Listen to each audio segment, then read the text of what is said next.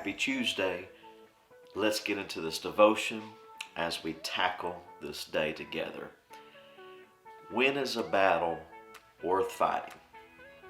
See, do you know that person that likes to fight every single battle, every single argument, every single conflict? They like to be the victor. They will fight tooth and nail to win the victory. Not every single battle is worth your fighting. When is a battle worth fighting? This is the question you must ask yourself. Every single conflict, every single thing that comes your way, does it deserve your attention, or does it deserve a fight? This is when a fight must be done, is when the battle is against your purpose. What has God called you to do? That is when it's time to fight. But now, let me take a spin on it. Who fights the battle? Because if it's your purpose that God has assigned to you to do, you still don't fight the battle. You let God fight the battle. Let me give you some scripture to back this up. The people of Israel, they're in Egyptian bondage, meaning they're in slavery. They're held captive.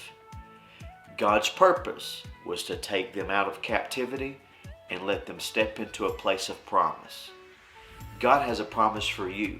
And maybe there's something holding you captive. Maybe something is standing in the way.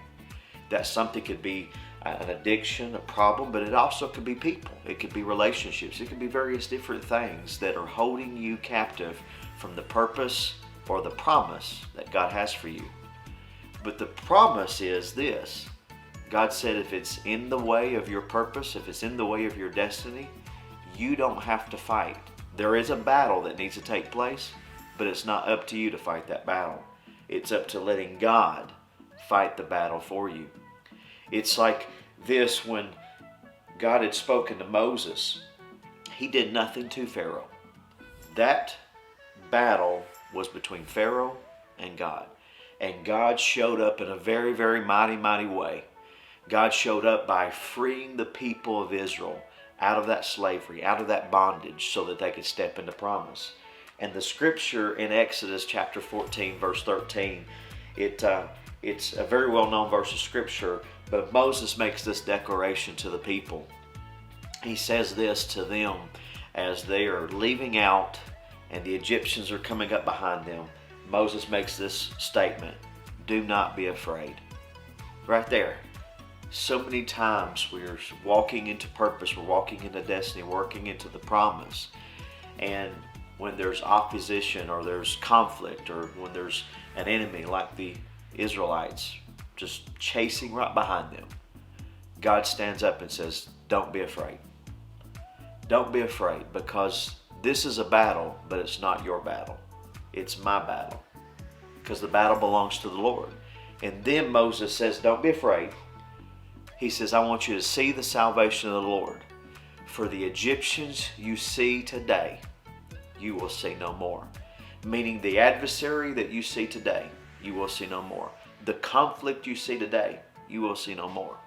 Because if it's in between you and the promise that God has in store for you, it is a battle.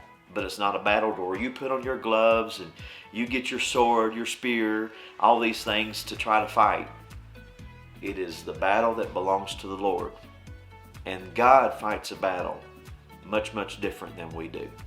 We fight battles with our words. We fight battles a lot of times by silence, by walking away. But if it is a battle that belongs to you and it is stopping you from your destiny and stopping you from your purpose, let God fight that battle. And how He fights it, that's up to Him. That's between God and whatever's in the way.